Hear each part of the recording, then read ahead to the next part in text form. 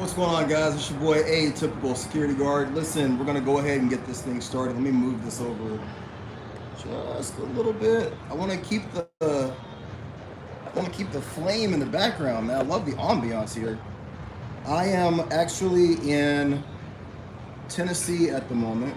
Got out of Portland, and yeah, I'm here for some family stuff, but at the same time, just want to take some time and just kind of refresh and just relax. It's been a long couple of years living in Portland, so um, yeah, I want to welcome you guys to my live stream. Unfortunately, I see so many people right now who are in this space doing YouTube and putting up security guard content. I really want to do more live streams like this and interact with people. But I know that everybody says that they're busy. I am so fucking busy. Like literally, I work anywhere from 75 to 100 hours a week, and so much of what I do, unfortunately, it's not something that I can really talk about. I work for a corporate company, and they are really, really on us about what we post and what we put up, and it's I guess it makes sense in one regard, but I think that a lot of the stuff that we deal with, specifically related to a lot of the drug issues, would really resonate and would really transfer. I try to talk about as much of the stuff that I actually deal with in my job day to day in the content that I put up, but without posting videos, pictures, or like sharing like really sensitive stuff about what's going on in those locations. Like I really feel like I'm only giving you guys 20-30% of the knowledge that could be transferred if we were actually talking about some of those real deal things. So just know that whatever issues I bring up and I put on my channel and my post, they relate to things that I'm dealing with and things that I've actually seen and been a part of. So that being said, anybody that's tuning in, feel free to make comments. I am going to see, I don't normally do this, see if I can actually get comments to pop up. If somebody can just like either hit a thumbs up or a like or something like that so I can see if anything pops up. I am currently in portrait mode, and we'll switch to landscape. There we go. Good. Okay. So we've got some stuff on the screen right now. Yeah, got a thumbs up. All right. Thank you, Tiana, I believe. All right. Appreciate it. And Pistolero. So before we get into what happened with my fucking gun traveling, I want to talk about the post that I put up the other day. I put up the post where it was the security guard that came out of the gas station in Atlanta and had his pistol drawn on the two people that were in the car. I asked you guys what you thought about that. Was that aggravated assault? Now, by the literal definition of the law, pointing your gun at someone without justification and having the potential to do great bodily harm, that is aggravated assault. There's no discussion about that. There's no conversation about that. By the letter of the law, that is exactly what happened. Now, that being said, security guards in any capacity, sometimes are going to be put in that situation. The question that I was posing to you guys, did he specifically break the law? A lot of people that commented on that video took the side of the security guard. They were like, hey, look, I would have done the same thing. I would have come out. I would have done the exact same thing.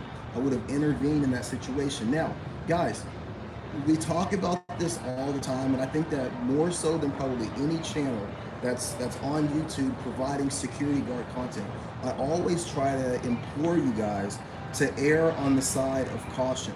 Not because I want you to be afraid of your job or that I want you to be afraid of the potential of what can happen. I'm sure that if you're an armed officer or if you're even an unarmed officer and you're a part of this community, you're more than likely taking steps to make sure that you're trained and that you're very good at what you do. But that's not the point. We are living in a time right now, and I hate to preach to you guys, where the view of the defund the police movement has been shifted to security. So doing things that are renegade, doing things that are outside of your policy, doing things that are not within our wheelhouse will get us jammed up. And I don't want to see anybody get jammed up. I know a lot of you that are on this page that follow this channel, you do this for a living. Supporting your family, supporting your kids, taking care of your wives. Got a little Woodridge Reserve right here. It's going to be a whiskey night, whiskey fire. I'm in Tennessee, that's how we have to do it, right? Give me a second.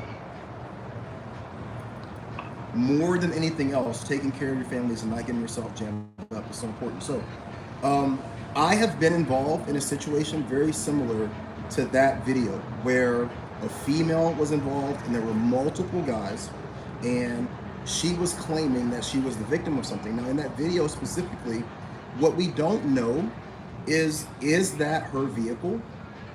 The two people that run to enter the vehicle, was that their vehicle? Do they have some sort of relationship with this person? Is this a civil situation that happened up the street and then it ended up in the parking lot? There's so many variables that as security guards, we don't know. And it's so hard, guys. Don't get yourself fucked up in this situation. When women run into the grocery store, the bank, the gas station, the nightclub, and they're screaming, they're crying, they're all emotional, and they're pointing at someone, it is so important that you don't let your chivalrous side take over and put yourself in a situation. I'm going to share a story with you, a personal story about one of the first things that I got involved in when I was working as a security guard, okay? Welcome to Tennessee. I live in Tennessee myself. Awesome. Hey, dude, thank you so much. Thank you so much, all right? Blessings. AirTag, how can you not use an AirTag? All right. So, all right, let me just say this real quick. Let me get this story. Working in a facility, I'm at an armed post. The post orders say only intervene if there is imminent threat to a employee or a customer. I'm at my post, I'm chilling, and this employee comes up, right? Comes up the escalator like the movie Carrie, right? If you guys have ever seen the movie Carrie, where like she gets the blood drenched on her and she like kind of walks through and she's got this like glazed look on her face, this employee comes up and she's like this, and I can see her, she's about 70 feet away from me, and she looks and she just stands there and she gives out this blood curdling scream.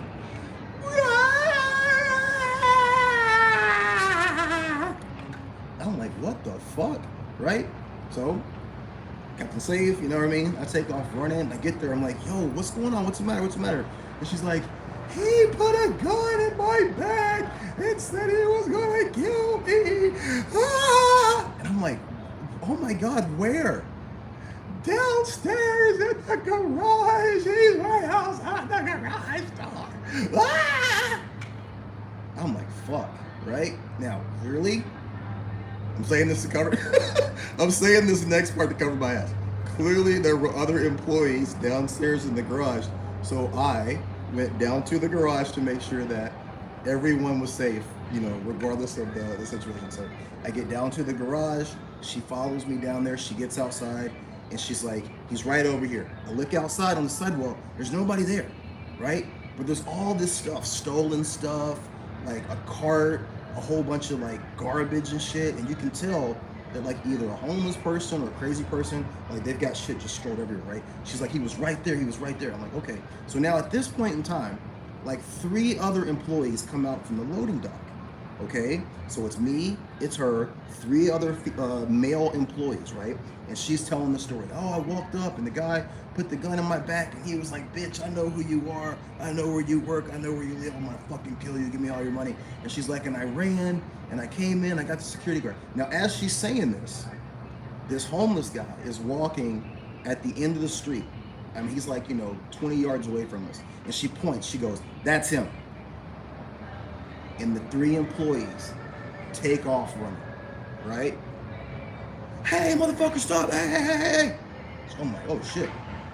I go chasing after the 3 employees. Notice I said I didn't go chasing after the guy. I went chasing after the 3 employees, okay?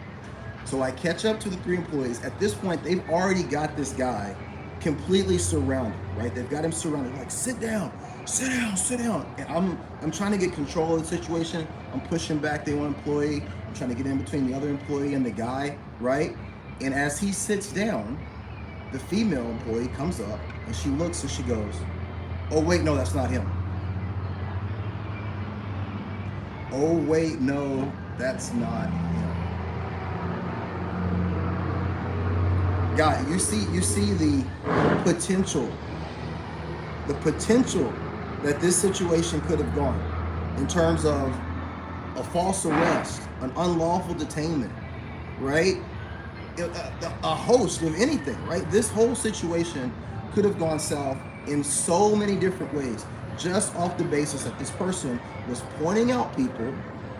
She's emotionally compromised, right? She's upset. She probably didn't get a good look at the guy, okay?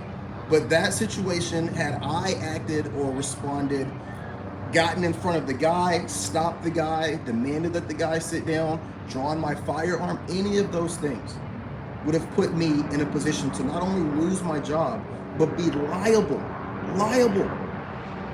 civilly liable, potentially criminally liable, guys. This is what I'm talking about.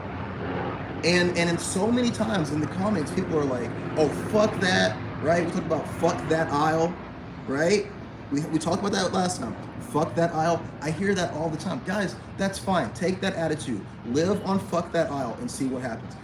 Now, for people who do this as a side gig, I get it. You know what I mean? Like, fine. But that doesn't negate the fact that you can still be held civilly liable.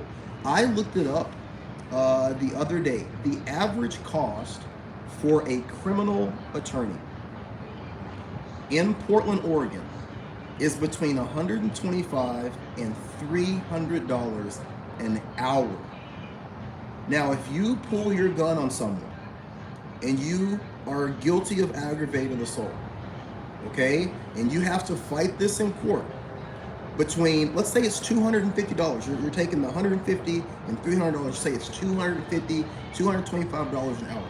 Do you have $10,000 to $20,000 to drop on a criminal attorney to fight for you to not have to go to jail for pulling your gun on someone at a gas station that some female pointed out to you as stealing her car, not knowing the story, not being an imminent threat? Do you have that extra 20 grand? I don't, and I make good money. But aside from that, our organization here, the DPSST, that certifies armed guards, the second that you're under investigation, that you're arrested, that you're in a situation like that, a legal situation, you have to forward that to DPSST, and immediately your license is put on suspension. So not only are you potentially civilly liable to the person that you've detained, not only are you having to pay for a criminal defense attorney, now you can't even work. And this is all assuming that you haven't actually shot someone, right? So these are the things that I want you guys to think about. These are the things that I want you to be aware of. Now, there are so many people on YouTube right now making videos and putting out information. God love them, okay? And it's not a fucking contest, but putting up videos simply for clicks and giving out information simply so that people comment or give clicks or like their page, that is not helping push the security guard industry forward. I can come on here and tell you to beat somebody upside the fucking head with an asp, and it might make me feel good about myself and get me a lot of views and a lot of clicks. That is not good for security.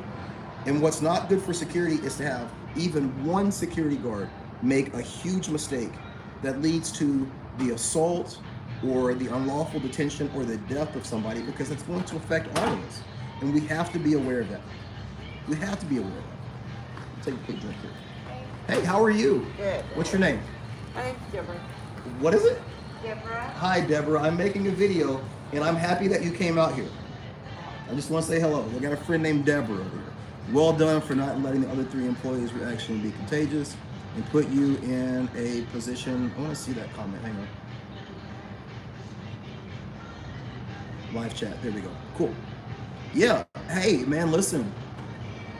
And you're right. The company will not have your back, guys. Listen, I've been told this flat out by my supervisor. He's like, hey, look, you've got to make the right decisions and you have to follow the post orders.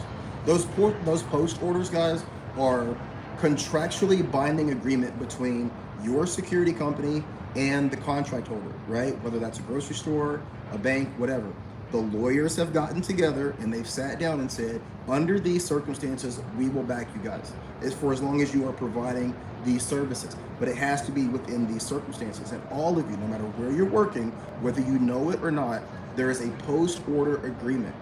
If you're a private contractor and you're setting up these contracts yourself and you haven't discussed or set up a post-order agreement, you are putting yourself in a huge position of liability, because when things go wrong, they can go, hey, look, he's trained, he's certified, he did it, okay? So If you're not aware of what your post orders are, I implore you, before you go to work the next time, find out what they are, put them on your phone, and read them every single fucking day.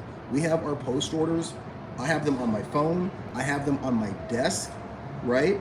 Laminated, taped to the desk, and I come in and like an idiot, I do it like an army sergeant, and I come in and I touch every single thing and I read it every day just to remind myself why I'm there. And guys, no matter where you work or what you do, the employees are not privy to that information. They don't know. They don't know what the contractual agreement is between your company and their company. They just work there. And they see you dressed like a cop. They see you with the gun. They see you with the badge or some sort of authority.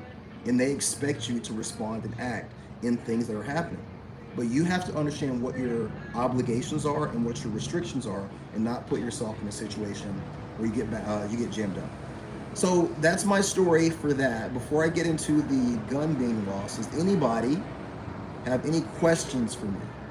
You guys ever want to ask me anything? We can have like a little 3 or 4 minute question and answer while I sip this whiskey. Anybody drink whiskey? Barbara, do you like whiskey? She's not talking to me. Guarding sound equipment this weekend. Oh shit, they keep disappearing. I want to see them. Okay. I had gotten involved in any other event, it wouldn't be under the umbrella of my post orders. You're correct. Thank you very much for that. Are you done with the police, or are you still going to try again? Commander Hall, welcome. Salute to you, sir. I might have put in my application for 2 locations. One is in the area where I live. Bro, you are awesome and have helped me. Thank you so much, man. Commander Hall, I might have put my application in to 2 locations. I had a conversation with someone. They said that I would be good for the organization, but I don't know, man. I've got to get a personal history questionnaire filled out by the 12th for that sheriff's department. They sent me an email today, and I just went back and forth. You know, I'm so conflicted. Guys, if you've been following my journey with the police department, I don't know I don't know how to say this and make it make sense to anybody else, but there's something in my heart. When I deal with the police officers, they're lost. Thank you so much, man. When I deal with the police officers at my job, they are so cringeworthy. And when I say cringeworthy, they're not bad people. There's a type. There's a type. And I don't think that that's necessarily, I'm not trying to take a shot at police officers. I just feel like we can do better. And I feel like what we're missing in policing is people that have a 360-degree worldview and that have a desire to be helpful. But at the end of the day, man, I honestly, like I've said before, I don't know that that's really what people want, you know? I don't know if that's what policing wants. And I'm not getting into my view. If I were having a private conversation with you guys, not posted online, I would get way more in depth. Excuse me. Way more in depth with my thoughts about policing, but I don't know. I got to make that decision. I think that maybe I'm going to go ahead and do my physical abilities test on the 17th. I'm going to get that packet put in and see what happens with this, you know. I don't know. I'm conflicted, guys. I don't know, Commander Hall. I don't know. I keep saying that. You know, it'll be a pay cut. You know, it'll be a pay cut. For me to leave what I'm doing now and go to a police department would be a vast pay cut. I think you have time to build your own organization. Somebody asked me about opening a security company. I want to do a video about the top 5 reasons why you should not open your own business. Commander Hall, I would love to give you my thoughts on the top 5 reasons why you should not open a security business. You've already opened one, and I don't know, I think it'd be a great video. Maybe I'll make it tomorrow. I got time. All right, one more question before we get into how my pistol was lost. Anybody? Going once? Going twice? Are you guys enjoying the radio broadcast? Do you guys like that way of doing things? I'm gonna tell you, it's super easy for me to do that, and I can knock it out before work. I can knock it out after work in the short time that it takes me to park my car before I go in and park my car when I get home. and it doesn't cut into anything that I'm doing. Better to be an owner than a worker. That's a good thought. And for anyone who's ever been an entrepreneur, that's generally how it starts out. I can tell you, um, being an owner, one of the benefits is you're in charge, right? So like if you don't get along with people, if you don't like being delegated to or told what to do, being an owner of a business, and I've owned 3 businesses, 4, if you count one of my DJ businesses, you do get to kind of like set your schedule and be in control of things, but it's not all that's cracked up to be. One of the biggest issues, see now I'm already getting into my thing. No, I'm gonna save it. This is gonna be in a different video, okay? So let's get into the point of this video, which is my gun being lost by the airline, right? Now, if you're a gun owner, if you're a 2A rights supporter, this is the problem and the fallacy of liberal logic. Let me get a little political here, right? From the liberal aspect of everything, they have all the fucking answers, right? We're just gonna ban guns, we're gonna make you lock your gun. In Portland, they have made guns illegal in the airport. So if you're a concealed carry holder, if you're an armed officer and you're not in uniform, any circumstance when you're coming into the airport, and I'm not talking about past the security checkpoint. It's always been illegal to have your gun past the security checkpoint. But when you're in the airport, you're doing business in the airport, or you're picking someone up, you're able to have your firearm, right? Assuming that you're a concealed carry holder. But Portland passed this law that like now that's illegal. So as soon as you get on airport property, the gun has to be secured. And if you're flying, it has to be secured and locked in a hard case with an external lock gun, right? So you go through the entire process. Owning a security company is like owning a small army, depends. Absolutely, yeah. And I'll keep that in mind when I make that video tomorrow. So you get to the airport, the gun has to be locked. You go up to the desk during check-in. You show them, they visually see that it's all locked up. You lock it back, put it in your bag. Put this special sticker on it, put this special little thing inside there, and then put a special thing on the outside of your bag, and then they give you half of that. So I depart from Portland, fly to Denver, and you've got this little app that shows you like where your bags are. So it shows me my bag has been loaded onto my flight from Portland to Denver. Okay, great. Land in Denver, do my switch over, my transfer, check my bag. Your bag has been loaded on and is now flying with you to St. Louis. I went from Portland to Denver, Denver to St. Louis. Well, when I land in St. Louis, like guys, I lived in Missouri for 11 years, and I already know St. Louis Airport is one of the most janky airports in all of the country. Like Portland as a city is janky and backwards, and St. Louis as an airport is janky and backwards. I don't know why when I talk to you guys start coughing. And I haven't smoked anything. It's smoky back here. Hang on.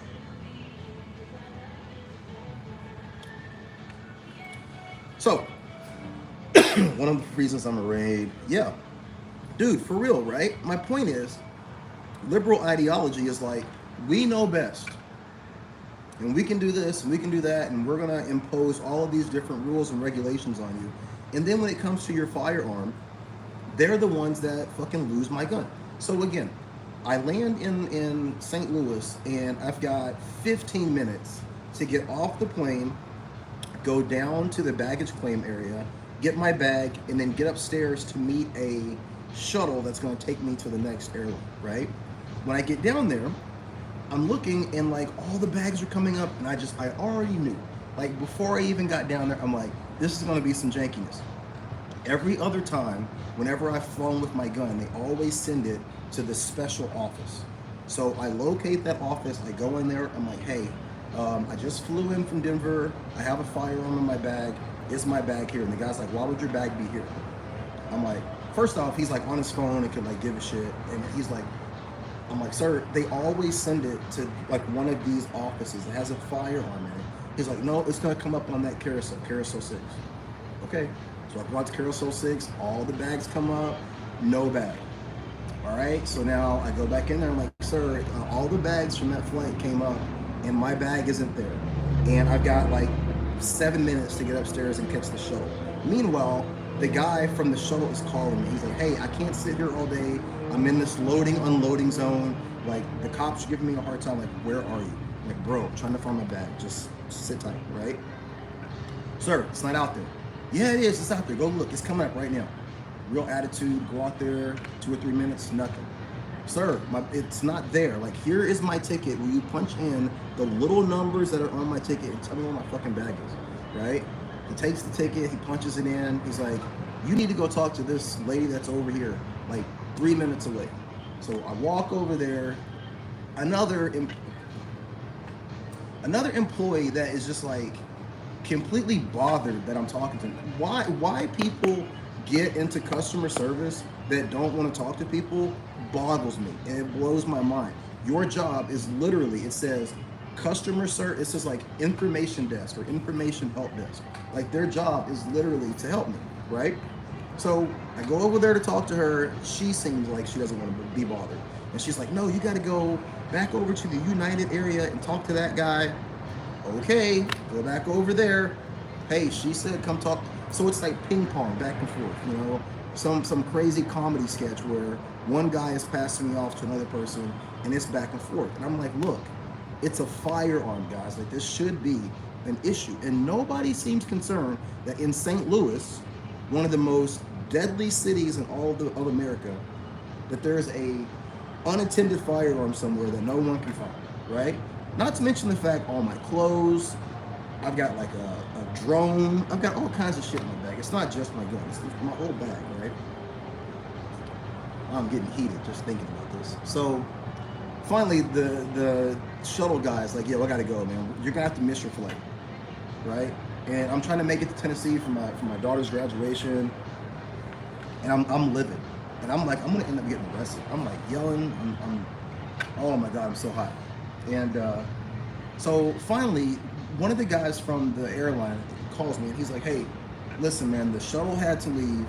I'm gonna get you taken care of. I'm gonna hook you up with a flight tomorrow. I'm like, I can't stay in St. Louis overnight. I can't. I gotta get to my kid, man. You know? And I'm like, my kid's graduating. He goes, whoa, hey, whoa. Your kid's graduating? I'm like, yes. He's like, I'm not letting you miss this flight, bro. He's like, meet me upstairs. Fuck the bag. I will find your bag. He's like, I will find it. On God, I'll find your bag, bro. He's like, meet me upstairs in 5 minutes. I'm driving my personal car. This dude pulls up in like a Toyota Camry with like Gucci Mane trap music playing. I'm like, I'm about to get robbed. Like, he knows I don't have my gun. I've already told him that my gun is in my bag. Like, he knows I'm rolling light. You know what I mean? Like, I'm stressed. I'm like, there's no way I should be getting in this car. But what option do I have, right? So I'm like, bro, like, so I get in the back of this dude's car, man, and he's blasting Gucci and he's like zooming. We're doing like 80, and he takes me all the way across the other side of the airport and drives me down the damn like tarmac to this tiny little airline, okay? And he's like, yo, I talked to my boys. That flight's gone, but these guys, they have to make a run. Apparently, like, this small airline with these like planes, you guys saw the plane that I posted, right? They have to make these runs and hit these marks even if they don't have anybody on the airline. So he's like, you've already paid for your ticket, like, they've got to make a run, they're gonna take you. So I get there and it's like these two Colombian guys and this tiny like drug plane. I'm like, you've got to be fucking kidding me. I'm like, I was worried I was gonna get robbed by my man Pookie, but now I'm worried I'm gonna get like dropped off in Mexico somewhere and get my head cut off like by a cartel. And I'm dropping really stereotypical like tropes and anecdotes here, and I feel horrible. But that's exactly like a cocaine run. I'm like, what is going on here? So I get into this tiny little plane, and the guy comes back and he's like, hey, my friend, he's like, listen, you keep your seatbelt on, and are you hungry? We have some snacks. And he gives me some Cheez-Its. He throws me a soda, and he's like, no smoking, and I'm just like, oh my God, this cannot be happening. So lo and behold, we take off. We fly at like 12,000 feet. Like, my phone is working the whole time. It's just me in the plane. The dudes were mad cool. Like, they're checking on me the whole time. Smooth 45-minute flight. Land in Jackson, and the pilots get out and walk me into this like tiny regional airport here, And the pilots are like, look, sorry about your bag. Give me the, let me take a picture of the backside of the ticket. We're gonna find your bag, bro. Like, we're gonna make it happen. So they do that, and then like this like teenage girl that's working the front desk. There's nobody in this regional airport. It's just me. She gets information from me, takes my name, my phone number, and then my man from St. Louis, Pookie, texts me as soon as I land. He's like, yo, bro, like, on God, I got you. I'm gonna get you your bag, and I'm gonna send it to you tomorrow. And all last night, he must have texted me 5 times. Hey, I went to United. They haven't seen it. Yo, I went to the manager's office. He wasn't there. I'm going to check back in 10 minutes. Bro, I just went to, this airline over here, and they ran the number. They can't find it. I have to go home for the night. I'm going to be here first thing in the morning. I'm going to find that bag. And I'm like, I felt like shit for even, like, stereotyping this guy. You know what I mean? And, like, thinking negative about this guy, because all of the people that were dressed nicely in their United Airlines outfits, with their name tags, with their, their business look about them, none of them gave a shit about my bag being lost. None of them cared at all about the stress that I was going through. Have a good night, sweetheart. None of them gave a shit about the stress that I was going through, the problems that I was dealing with, or more importantly, the fact that a firearm was nowhere to be found. They could have gave a shit. And this guy, this kid, was like literally keeping me in the loop all night last night. First thing this morning, he's like, still nothing yet. Like, I'm gonna find it. And I'm taking a shower around noon, and he calls me on FaceTime. I'm butt ass naked.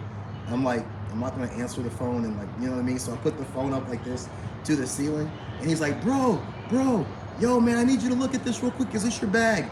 And I like look over the phone, and he's looking right at my bag. And I'm like, yes, that's it. He goes, he's like, I found it, my dude. I'm getting it to you right now. I'm sending it right now. And he literally threw it on the plane of the drug mules that make this run to Tennessee every day. And they sent me a message at like 3 o'clock. Hey, your bag is here. Come get it. And when I got there, I was so, oh man. I was so happy, guys. I take pride in like the things that I have, and I take pride in like, being good to people, and all day, if you're a security guard, you deal with people that treat us like shit, and I'm thinking to myself, if I just get outside of Portland and take this trip, I won't have to deal with those kind of people. And those are the exact same people that I ran into. It was just nice to see somebody give a shit, man. Like, this dude, he does not understand what he did for me. Like, I have clothes for my kid's graduation, gifts, all that stuff. Like, I'm gonna send him something. I told my wife, and she was like, he probably, like, he can't take anything or like accept anything, but I am gonna find a way to make sure to take care of this guy. Like, he really did go above and beyond. And when I got there, I was talking to the people at the airport. They were like, oh yeah, that's him. Like, and they told me, they said, listen, the airline that he's working for right now, it's about to be bought out, and he's gonna lose his job. But he is so good at what he does that we've all pulled every string, called him every favor that we can, and we're gonna make sure this guy is good. We're gonna get him a job with an airline. We're gonna give him a raise. We're gonna make sure he's good. Like, this dude, he exemplified what needs to be done. This business that we're in has conditioning, there's the stereotypes. Dude, that is so true, man. And, me sitting here as a black man, stereotyping another black man, like, that's painful, dude. That's painful, It's painful. Because, like, from the second he called me, all he was trying to do was help. Every single phone call was him trying to help. And I hung up on this guy like 3 times. Like, I fucking yelled at him a couple times. He had every right to be like, you know what, fuck this dude. But he wasn't. Like, he knew somewhere in the tone that I needed his help, and he would not stop until he helped me. So let's make that the message of tonight, that, in security, we're gonna deal with people at their absolute worst moment. He was dealing with me at my absolute worst moment, and he showed me empathy, and he showed me compassion. And we need to make sure that within reason, okay, I'm not saying put your safety at risk, but within reason, we need to show people empathy and compassion in their worst moments. So like that's gonna be the message of this story, right? Right? He shined, man. He outshined every employee that I guarantee is making more money than him. I guarantee that. So that's my story. I got the gun. Oh my God. It's a very expensive FN with a lot of stuff done to it. And I was like looking on the complaint form that you like, they're like, oh, United Airlines will reimburse you up to $1,500 for your lost items without filling out everything and going through the process. I'm like, $1,500? Like, you know how much this fucking gun costs? Not to mention my drone and the other stuff that's in there, you know. So, all right, sorry. I've been thinking about that kid all day, man. That was awesome. That was awesome. All right, so we've been here for 36 minutes. Before I sign off, anybody, any thoughts? Let's see. Remember what I always say: never underestimate the value of high people in low places. Yes. Happy ending. LOL. Carry a Glock. Yeah. Yeah. Good old Glocks. Glock is like an expensive high point. You know what I mean? You just like go to the gas station and buy one. It seems like almost. Tomorrow there's a gun range, an indoor gun range here in Tennessee. I'm gonna go check it out. Oh, one more funny thing before we go. So, you know how like in most liberal areas people are so afraid of guns. You know what I mean? So I get my gun out of the safe case, and immediately like there's these three women that are like behind the counter. And I look up and I'm like, oh, I'm gonna go over here and like make sure that there's nothing in the firearm. And I'm gonna go ahead and load it, put it on my hip. And they were like, we all have guns. Like you're fine. I'm like, oh, I'm in Tennessee. Oh, that's right, Tennessee. Lady was like, I got a gun right. She's like, I got a gun right here. I'm like, oh shit! Like this is so different than being in Portland, where it's like even the sight of a gun, everybody starts running, like screaming and shit. So. I went to Walmart today. Everybody open carrying, you know what I mean? Big fat ass guns, revolvers and shit. So it's like a whole different vibe down here, and it's nice. It's nice, you know. So anyway, guys, thank you so much for joining me for this live stream. I really appreciate your time.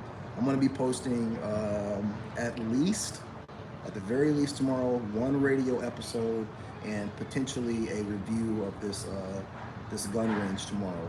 My daughter graduates high school tomorrow, and I have a very limited amount of time to play before I gotta get ready to go and support her and show love to my baby. So yeah, the race state, my man. Yeah, absolutely. All right, guys, great job. Hey, we'll do this again, okay? We'll have a good night and cheers, okay? Woodridge Reserve out of Kentucky. You guys be great, okay? Take care.